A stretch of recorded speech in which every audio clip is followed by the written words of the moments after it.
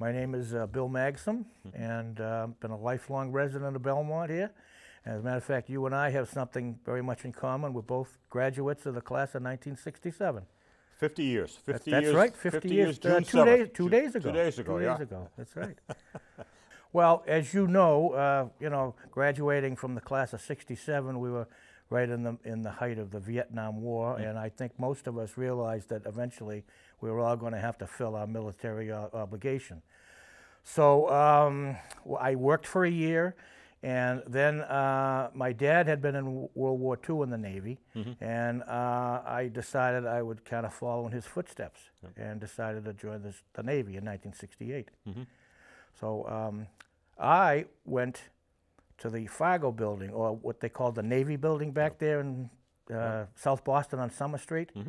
I think they called it the Navy building because it was the headquarters for the 1st Naval District, Boston. The only building in town that had porthole windows. Yes, that's right. And I was sworn in with, I think, about 30 other guys. We were all there together as a group.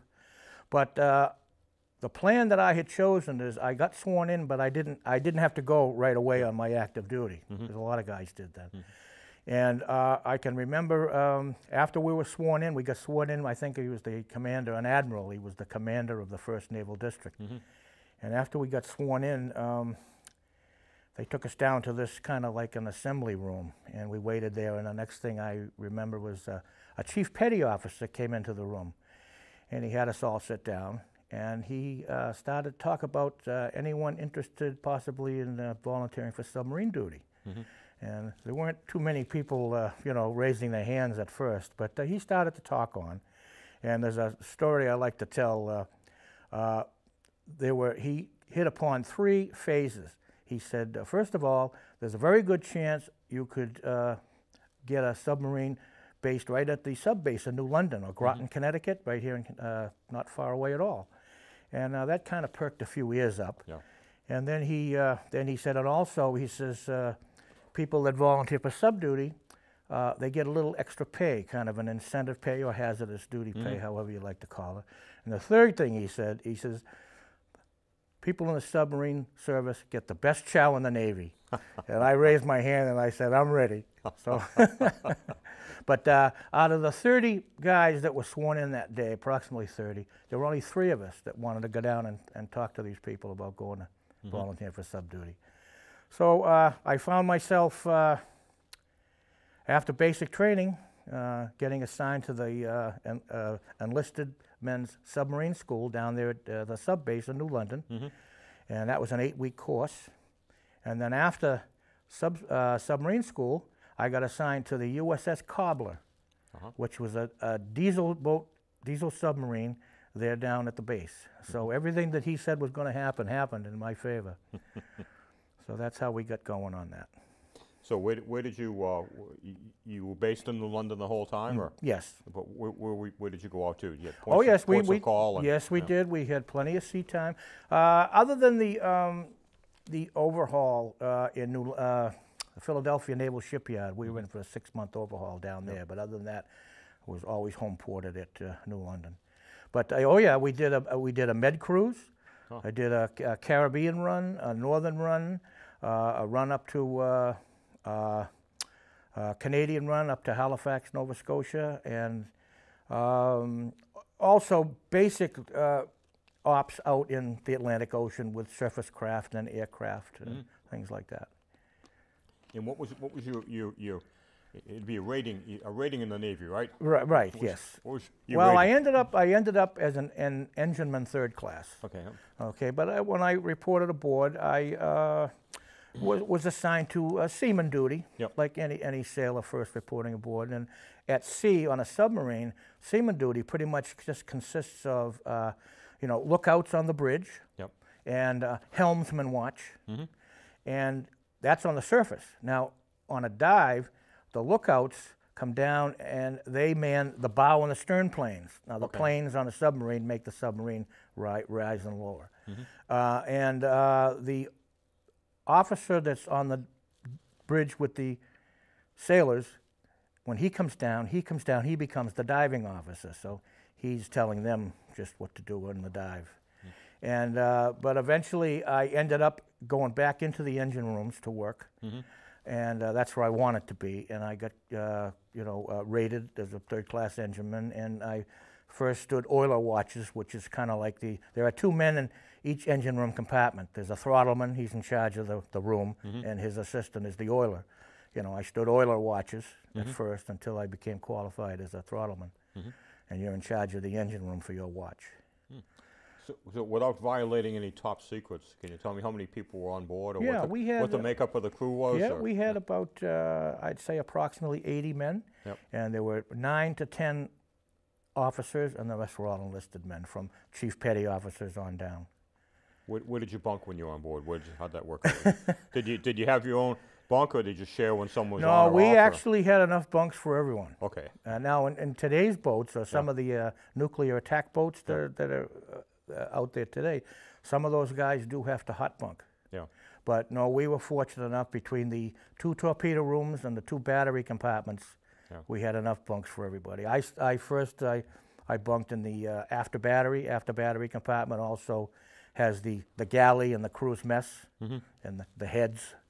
And eventually then I got out of the after battery and moved to the after torpedo room. It was a little quieter back there, because there isn't a lot of everyday noise going on. When you're trying to sleep and they're preparing the evening meal or watching movies or something, it's kind of tough to get any sleep. Is it noisy with the engines and the prop, or is it, no, you're pretty much isolated from the engine room. The rudder and the propeller shafts made a little bit of a noise, but not that bad. How was the air? Well, better on the nukes than the old diesels? Oh yeah, well the nuclear boats have their own air replenishing systems, but no, we had to depend on diving and surfacing to get our air supply. And after 24 hours, it got a little stale. So you'd be looking to come up to open the hatches and some of the ventilation ducts and get some fresh air in there. And of course, also when you'd come up, you'd run your engines to charge the batteries. How'd you make out with the food? Did that promise come true? Yeah, no, we had some pretty good chow. We always had steaks. And the motto was, you can eat all you want, but whatever you take, make sure you eat it. You're not wasting it. Just like home. Yeah, pretty much. We were kids. Did ports of call, did you get liberty at all, or? Absolutely, yes. When we made, actually, I reported aboard the Cobbler on the, it was New Year's Eve day, so December 31st of 1969 was when I reported aboard.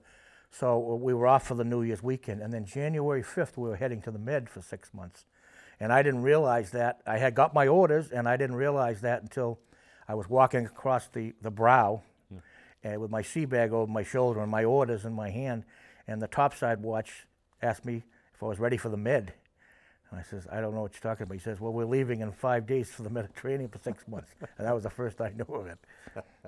But yeah, of course, in the Mediterranean, yes, we went to most of the ports over there. We went to Athens, Greece, Rome, Italy, Naples, Italy, Lisbon, Portugal on the way in, Rota, Spain, the island of Majorca, which is off the coast of Spain. Went to the island of Crete. Wow. So we saw quite a bit over there. Were they friendly to sailors back then? Oh, yes. No, absolutely. We had a few encounters with some Russian submarines while we were at sea over there, but nothing, just, they'd come close enough to take a look at us, we'd come close enough to take a look at them, and then you'd go off on your own way or something like that, But that happened a couple of times. And but other than that, no, everybody was very friendly to us. So how long were you in? What was your enlistment, your active duty part? My active duty was, like I say, when I got sworn in, I didn't go right away because I was in the reserve program. But unlike the other branches of the service, Navy reservists do 2 years active duty. So my enlistment was 2 years. And I was on the Cobbler. I went to sub school, then I got assigned to the Cobbler. I was on the Cobbler approximately 21 months. Okay. So in that time, like I say, we made the med cruise and some other cruises and did daily ops and did a yard period in Philly. What do you do in the yard period? I was wondering, if you're in port for 6 months getting an overhaul, what does the crew do? I mean, well, we assist the shipyard workers in the day-to-day duties of actually tearing the ship apart and putting it back together again. You know, we rebuild engines, we rebuild air compressors, we rebuilt generators. This is just in the engineering compartment. Oh, sure, yeah. They installed new batteries. They enhanced the crew's berthing areas, you know, updated and remodeled all that. They do quite a bit. And you can work on your own sub, I mean. So yeah, absolutely, yeah. And when you're not working on a certain aspect of what they're doing, there's always fire watches to be stood and things like that, because they have welding galore going on. Oh, sure, you know. yeah. So yeah, you stay very busy. So what'd you do when you get out? When did you get out, and what did you do? Well, going into engineering, first of all, in the Navy, I learned to work on diesel engines and that type of thing. So when I got out in '71, I went into the construction business because I figured, you know, I could work on the diesels and other aspects of like heavy equipment mechanics and things like that. I worked for a dealership over in Alston called Clark Wilcox, and they were a heavy equipment dealership. They sold Bucyrus Erie equipment, John Deere equipment, that type of thing. And I worked in their service department. And then I worked for them for 11 years. And then eventually I got to work for a couple of different contractors. I worked for Albert J. Welch, A.J. Welch in Brighton for 2 years. And then I came to work for the James W. Flett Company in Belmont here. And I worked for them for 26 years. I didn't know that. Yeah, yeah. So. I've been retired now for 6. Yeah. And life is great. Well, I belong to the United States Submarine Veterans Incorporated. Yep. That's the vest. Yep. And I've been a member since 2009. They have been incorporated since 1964 because there was a World War II vets organization. So in the early 60s, you know, the rest of the submarine veterans decided, hey, they need to have a group of their own. Okay, so they established the United States Submarine Veterans. And 2 years ago, the two groups merged because there's not very many World War II sub-vets left anymore. So what they did is they merged the World War II sub-vets with the United States Submarine Veterans, and now it's just one group. But we have monthly meetings, and our motto is to perpetuate the lives of the men who were lost in the service and duty to their country. During World War II, there were 52 submarines lost and over 3,500 men. Wow. So we kind of trying to keep their memory alive. And, you know, we have fundraisers for different charitable organizations, and we participate in local parades and, you know, things of that nature. And how about the Vets for Vets, Bedford? I see you have the pin up there. Okay, well, that's a great program. I like going to it. Yeah, as you know, I am a Corvette owner. Yeah, I know it, yeah. And I participate in this Vets to Vets program each September, the fourth Sunday of September. It started out in 2004 by this one gentleman that got a bunch of his friends. They had 25 cars, and they rode to the Bedford VA and provided either monetary items or items that they could use, like toiletries and clothing and things like that. And last year there was over 400 cars, so that's how big it's grown in just a little over 10 years. But we meet in at the the Marriott in Bedford, and on Sunday morning, and then we make the run over to the VA, and they have a nice opening ceremony with an honor guard and usually a guest speaker. They'll usually also have a Gold Star mother there to say a few words. And they'll provide a lunch, and then they'll have a closing ceremony, and they'll let you know just how much approximately was made, either in items or monies that were collected. So and they have an award for best in show, They do. Right? They have an award for the best car. My car's probably not going to win any awards, but they usually take an older classic car, like one of the mid-'60s cars or something like that. Mine's mid-'90s, so it's not a real classic. Last year's was a rebuild, I think. There was somebody who'd gone ahead and did a custom rebuild of an old car. A lot of guys do that, yes. Yeah. But they have car clubs, Corvette car clubs come from all over the Northeast now. from not just New England. They come from Canada. They come from upstate New York. They come from New Jersey, and you know, that's how they were able to get, you know, over 400 cars to come this past year. Well, I like it when I go through the chow line that I'm served by officers. As a former enlisted man, nothing better to me than have a captain. I know. Well, have a captain give me a hot dog. Usually lunch is put on by Hanscom Field, right there at the Air Force people. Yeah. Great group of people. Yeah, they do a good job. Yeah. My wife and I enjoy our grandchildren. We enjoy traveling. I have a son that lives in Scottsdale, Arizona. Oh. So we go to visit with him twice a year. We go down in the spring and in the fall. That way we're not down there in the middle of the summer when it's 115. It's a dry 115. Yeah. It's still 115, wet or dry. But no, just to kind of reflect back on sub duty. Yep. No, I enjoyed that. I'm very proud to say that I did that. I actually, you know, you have to qualify. Once you get on board the boat, you have to qualify on all the systems. Okay, yeah. And once you pass all the qualifications, this is above and beyond just going to sub school. Once you pass all the qualifications, the captain awards you with a set of silver dolphins, similar, like the ones I'm wearing. Yep. This designates you qualified in submarines. And it's similar to like a pilot wears wings. Sure, you know, it's just to denote that you're a submariner. And no, it's a very rewarding and fulfilling adventure, I feel. And you know, we had our share of you know, scrapes and close calls. I just mean amongst ourselves. I can remember one time the chalk block that holds the stern planes in the locked position didn't come out when the stern planes got activated, and we went into like a full dive. My goodness. And had to do an all-back emergency surface. And I guess we were only in a couple of 100 feet of water at the time. I was in the engine room. Yeah. But we had to do an all-back emergency to get out of that dive, you know, and we were able to do that successfully. Wow. And then one other time, on that trip back from the Med cruise, now that's a 10-day crossing of the Atlantic back to Connecticut. And we were about 2 days out from being back to port. And for some reason, the captain came up we were traveling on the surface. Yep. And the captain came up to the conning tower, and he got on the intercom, and he told the officer of the deck on the bridge to clear the bridge, submerge the ship.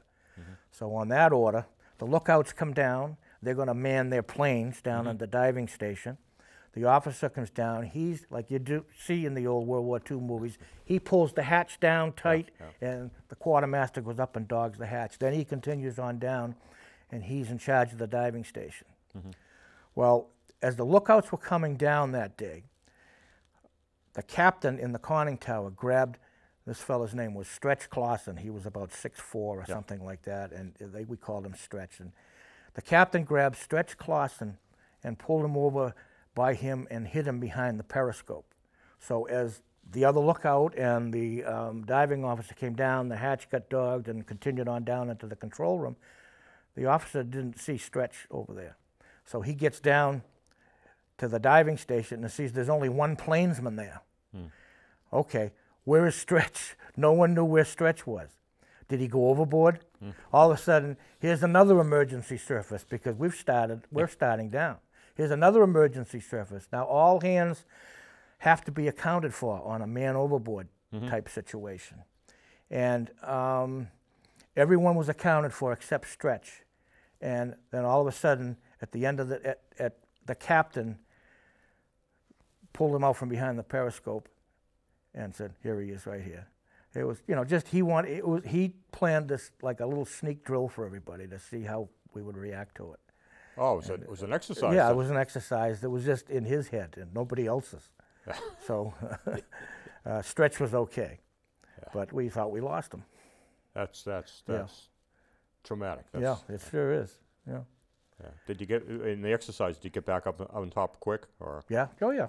Yeah. It's the emergency surface is just blow everything, blow all tanks. Yeah. You know, on a submarine, you know, the ballast tanks surround the outside of the pressure hull. Okay, and they're on the surface, obviously filled with air. That's keeping you afloat. On a dive, the chief of the watch at the hydraulics control manifold, he opens the vents at the top of the tanks. The air rushes out, the water comes in, the flood ports are open at the bottom. Water comes rushing in, the tanks fill, the submarine goes down. So there's high pressure air, 3,000-pound air available on the boat to blow the water out of these tanks and get it to surface again. That's going to come up quick. Yeah, it does on an all-back emergency or emergency surface. Yeah, everything gets blown all at once. On a regular surface, they get blown in stages. Blow the forward group, that gets the bow started up. Then you blow the after group. But on an emergency surface, it's just blow everything all at once. Wow. How do they weed people out for claustrophobia and what have you? I mean, is that done in seaman school, in submarine school or something? Well, yeah. In submarine school, you have to go through an escape exercise, and you have to go through a pressure exercise. Yeah. The pressure, they put you in this enclosed tank, and they exert, I don't remember how many PSI, pounds per square inch of pressure on you, but it's going to affect your ears, and it's going to affect your breathing, and you have to constantly kind of hold your nose and blow to equalize the pressure in your ears. Yeah. And they have you in there for a good 10 or 15 minutes before they release the pressure, and you know. There's also an escape trunk that you have to go in at certain levels and blow to the surface. They usually have you go in, nowadays I believe it's from 35 feet. Yeah. But back in the old days, it could have been up to 100 feet they would want you to blow and go from. I didn't have to do that. I did it from a shallower depth. Yeah. But now the old tower, the escape tower, is gone, and they have now a big tank, and they put you in it, and you know, you enter at the bottom of the tank, and you come to the top. It's only 35 feet, I believe it is now. Yeah. But as far as psychologically, I mean, I think that you know, guys that want to go figure that, you know, they're just going to do it. Yeah. You know, and I did not see anyone get weeded out for a psychological situation. Yeah. You know, physical situation, yes, but not the other. You must have to learn to get along with people if you're in a submarine. Well, this is very true. Yeah, yeah. Or at least put up with them.